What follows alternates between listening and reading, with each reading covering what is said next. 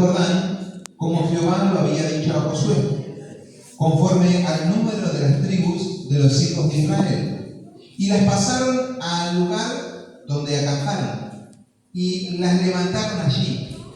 Josué también levantó 12 piedras en medio del Jordán, en el lugar donde estuvieron los pies de los sacerdotes que llevaban el arca del pacto, y han estado allí hasta hoy. ¿Cuántos creen que es palabra del Señor? Pueden decir amén. Amén. Hace muchos años, yo recuerdo siendo joven, hay dos policías que yo recuerdo que yo vi siendo joven, que el Señor respaldó, y por eso me la acuerdo patentemente. Y me acuerdo que hace muchos años, siendo yo jovencito, yo no soy de acá, soy de Mar del Plata, ¿no es cierto? Ahí me crié. Y en aquel lugar yo siempre era músico, tocaba un instrumento que se llama el bajo eléctrico, tocaba en la iglesia. Y teníamos una iglesia medianamente grande allá en Mar del Plata. Y un día, una reunión así de domingo, un culto general, estaba el culto, ¿no es cierto? Y a la mitad de la reunión entra un hombre a la iglesia, ¿no es cierto? Un linchera, una persona que queda todo con harapos. Allá era común, ¿no es cierto? Porque nosotros estamos en una ciudad turística y los domingos en verano siempre entraba alguien raro.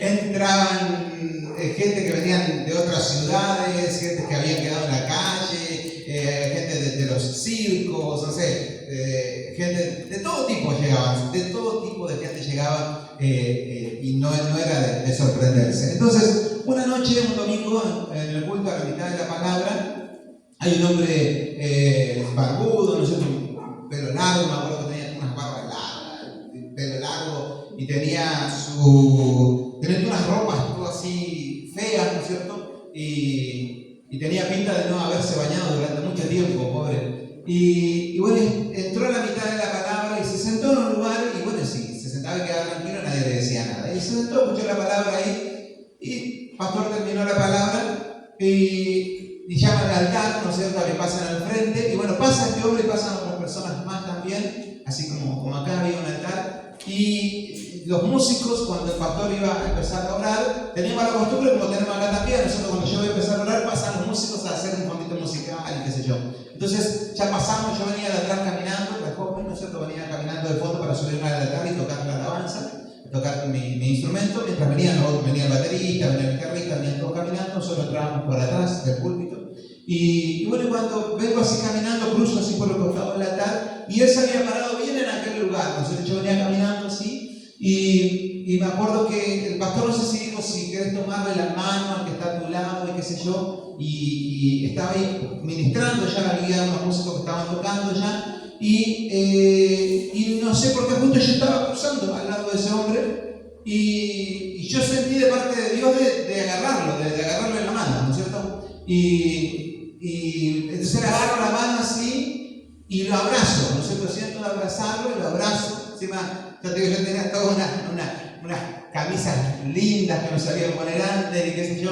Estaba bien engalanado con el ropa, pero lo que yo siento abrazarlo. Y bueno, el pastor comienza a ministrar y yo comienzo a orar por esta persona.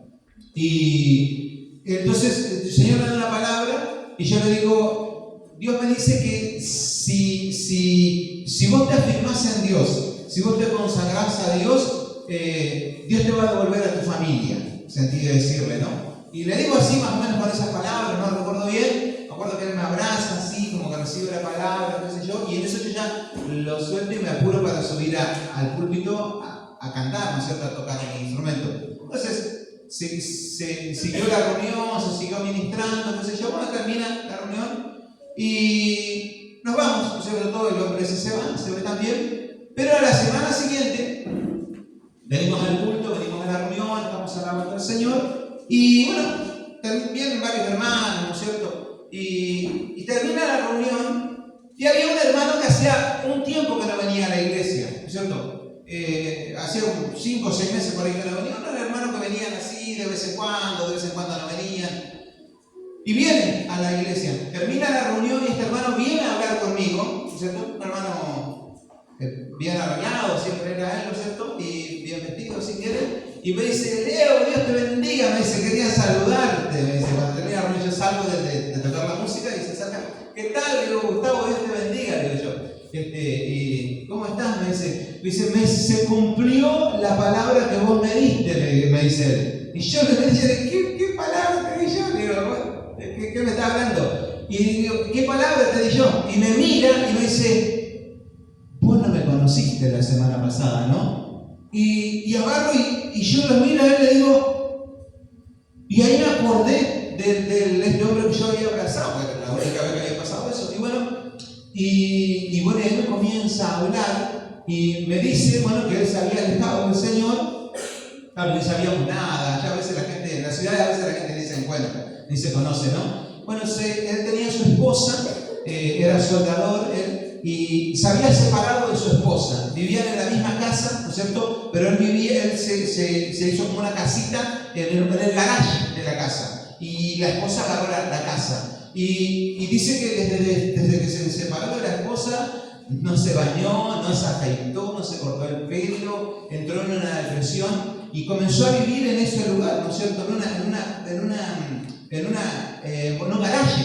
Y estaba re mal este hombre, pero había entrado en una depresión terrible. Ya tengo un hombre que siempre andaba bien arreglado, un hombre así bien afeitado, qué sé yo, y bien de cortito su cabello, bien de trajecito, y ya te digo, se había echado al abandono. Y me dice, y estábamos re mal y lejos de Dios, y esta semana me dice, con mi esposa me pidió el divorcio.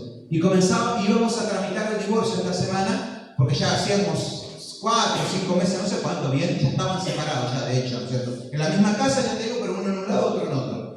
Tenían creo que un hijo o 2. Y bueno, y me dice, y esa noche, era domingo, esta semana íbamos a tramitar, esta semana íbamos a poner el divorcio.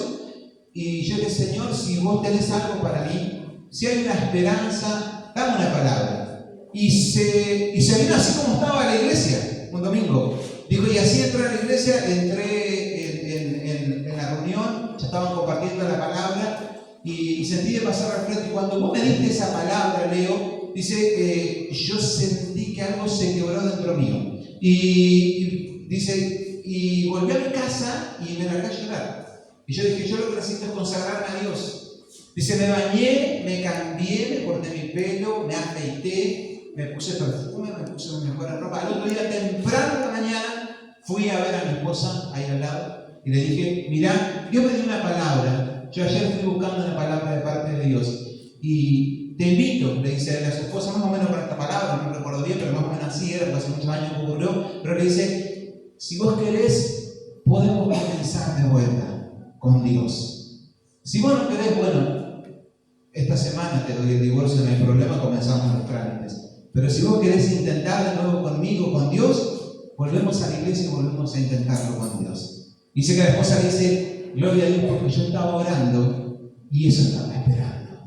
Y mirá, Leo, dice, había venido con su esposa, acá estoy con mi esposa y hoy estamos renovando nuestro pacto con Dios, porque para Dios no hay imposible. ¿Cuánto le dan una cosa al Señor? Se restauró esa familia, fueron bendecidos tremendamente, ¿no es cierto? Y Dios hizo una obra tremenda. Pero ¿qué te quiero decir con esto? Que no importa lo que vos estés enfrentando, la bendición, lo que hace que algo ocurra, es que Dios esté de tu lado, o que Dios esté con vos, ¿no es cierto? Cuando Dios está con vos, cualquier cosa puede llegar a ocurrir, cualquier milagro puede llegar a ocurrir. El Hijo de Dios sabe y cree en los milagros, pero por eso nuestra actitud tiene que ser ¿con quién? Con Dios. Y Dios puede restaurar tu hogar, Dios puede restaurar tu casa, Dios puede restaurar tu matrimonio, Dios puede restaurar tu trabajo, tu futuro, tus emprendimientos, tu visión, porque si vos pones a Dios por delante, no hay mar, no hay río, no hay dificultad que no se abra delante de los hijos de Dios. ¿Cuántos dicen amén? Por eso en este pasaje, lo que ellos van haciendo, dice que ellos van hacia el Jordán. Ellos tenían que cruzar el Jordán. Por eso estoy hablando de personas que tienen que cruzar situación difícil. No había forma de que ellos esquiven el Jordán. Si ellos querían llegar a la tierra prometida,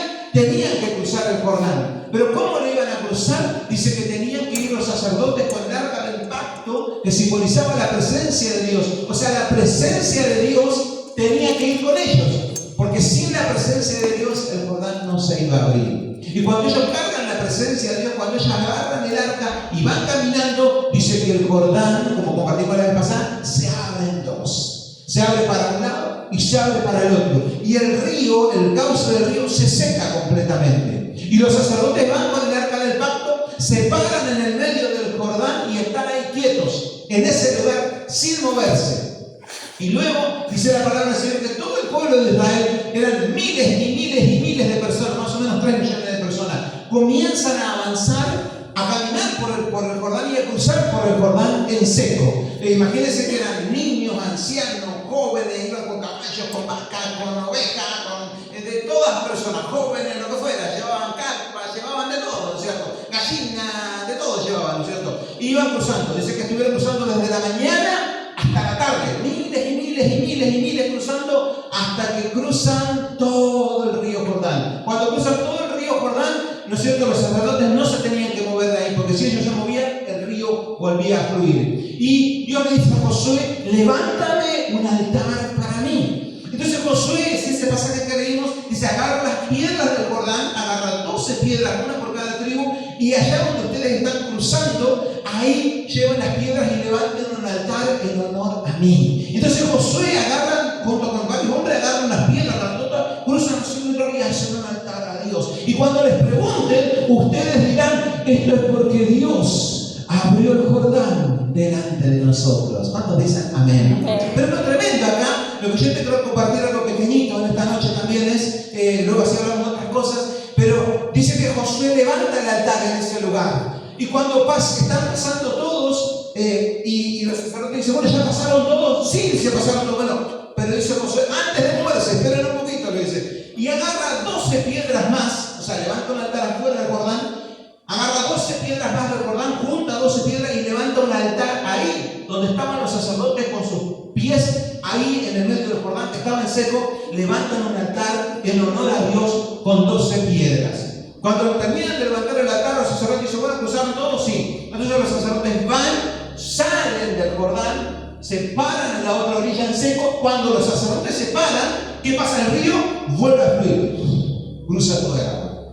Y obviamente tapan todo el altar que ellos edificaron ahí. El otro estaba afuera, pero uno estaba abajo en el río Jordán. La pregunta es, ¿por qué ellos van a levantar un altar? ¿Por qué Josué levanta un altar ahí en la profundidad del Jordán, donde nadie lo va a ver? Donde dice que están ahí hasta hoy, y hasta el día de hoy deben estar ahí, porque nunca, qué sé yo, está ahí en el medio del río, nadie la va a encontrar, que sabe dónde quedó eso. Porque nadie no se ve, cuando tapó el río, no se vio eso. Y esta es la respuesta, porque hay cosas que son solamente entre vos y Dios. Amén. Hay cosas que las demás van a ver, ¿no es cierto? Cuando uno hace algo para Dios, está bien.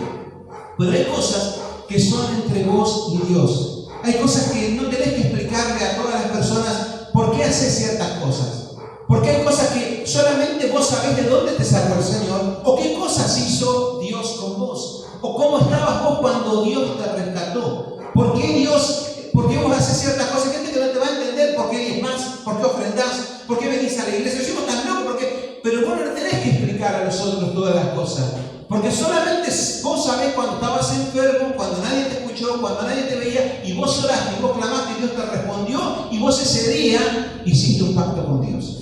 O ese día levantaste una cara a Dios. No hace falta que los demás lo sepan. Eso es entre vos y Dios. No, esto es entre yo y Dios, porque Dios sabe de dónde Él me rescató. Porque Dios sabe lo que Él hizo con mi vida. Entonces, ¿cómo no lo voy a alabar? ¿Cómo no lo voy a glorificar? ¿Cuál importa que la gente me diga, mira, que eres tan loco y está yo ahí, lluvia y barro, pero el tiempo se va a la iglesia y va a adorar a Dios? Porque no importa, porque yo sé de dónde Dios me rescató. Yo sé lo que Dios hizo en mi vida y hoy vengo a alabar y adorar en el nombre de Dios, porque Él es digno de ser alabado, exaltado y glorificado. ¿Cuántos le dan un aplauso al Señor? Amén.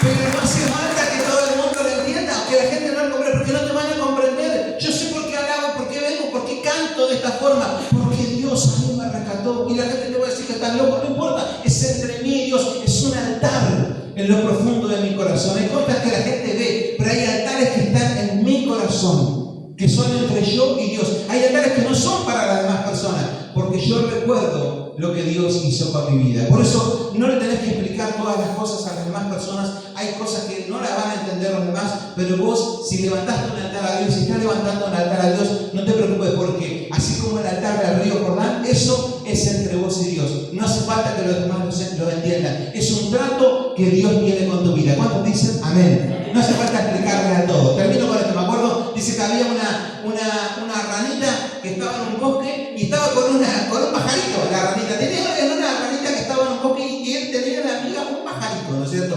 Y la ranita le dice al pajarito, dice, vos sabés que en el otro lado del bosque hay un manantial hermoso. Dice, y yo quisiera que vayamos juntos, porque somos amigas, le dice, ¿por qué no vamos juntos al otro lado del bosque? Es un manantial donde vamos a disfrutar, eso va a ser re lindo si vamos juntas. Te propongo esta idea, le dice la ranita al pajarito. Dice, mirá, agarrá un palito y yo con mi boca me prendo del palito. Y vos vas volando y cruzamos así el monte, así vamos rápido y vamos al manantial del otro lado, le dice. Y el pajarito dice, ¡oh, qué ranita más inteligente! Le dice, vamos a hacer lo que vos decís. Agarra un palito, la ranita se prende con su boquita y el pajarito levanta vuelo. Comienza a levantar vuelo por el suelo del bosque y el bosque estaba lleno de animalitos. Había ardillitas, había liebres, había otras ranitas, había otros pajaritos, había búhos. Y dice, pajarito, ¿dónde vas? Dice, no, dice, voy con mi amiga, dice la ranita, voy para el otro lado del bosque. Dice, vamos al manantial. Y entonces los animalitos del bosque le decían, pero qué bárbaro, qué pajarito más inteligente, qué sabiduría, mirá, dice, puso un palito y la lleva a su amiguita para el otro lado, qué sabiduría de todos los animalitos, las ardillitas, decían, qué sabio el pájaro, decía, mirá el pájaro, ese que vivo, mirá qué inteligente que es, mirá cómo la lleva a su amiguita, qué buen pájaro, qué sabiduría. Decían todos los animalitos, las ardillitas, todos comenzaban a decir, ay, mirá el pájaro, ese que inteligente, y él iba volando, el pajarito no iba volando con la ranita, hasta que la ranita estaba roja y no aguantó más, y dice, ¿qué sabe el pájaro? Y la ranita dice, no fue idea de él, fue idea mía. Porque no le tenés que explicar todas las cosas. ¿Qué le dan la causa al Señor? Amén. Abrió su boquita y se cayó. Hay cosas que uno tiene que explicar, no importa si los demás piensan, que digan que estamos locos, que digan que vos para qué servirle al Señor. No es entre vos y las personas, es entre vos y Dios. Vos estás levantando un altar a Dios. Tal vez yo no sé por qué estás orando. Tal vez estás orando por tu hijo, por tu nieta, por tu nieto. Tal vez estás orando por un milagro, por algo que Dios haga. Pero vos estás levantando aquí un altar a Dios que los otros no lo van a ver, pero que Dios sí lo ve. Ese altar que está en el río Jordán, hasta el día de hoy está levantado. Y Josué lo levantó en honor a Dios, ¿no es cierto? Y aunque los demás no lo sepan, Josué dice, este es el altar que yo hago en honor a Dios porque Él abrió el Jordán a nuestros pies. Y en este tiempo, vos, aquellos que están levantando el altar, que están levantando, seguí levantando altares a Dios en tu corazón, ¿no es cierto? Y no le hagas caso a lo que los demás digan. Estas son cosas que son entre vos y Dios. ¿Cuántos dicen amén? Amén. Bueno, y algo lo que le quería decir en la noche también, por eso no me quiero extender tanto con la palabra, es porque estamos viviendo días de bendición, días de gloria, y la semana que viene, sábado 25, queremos hacer un locro.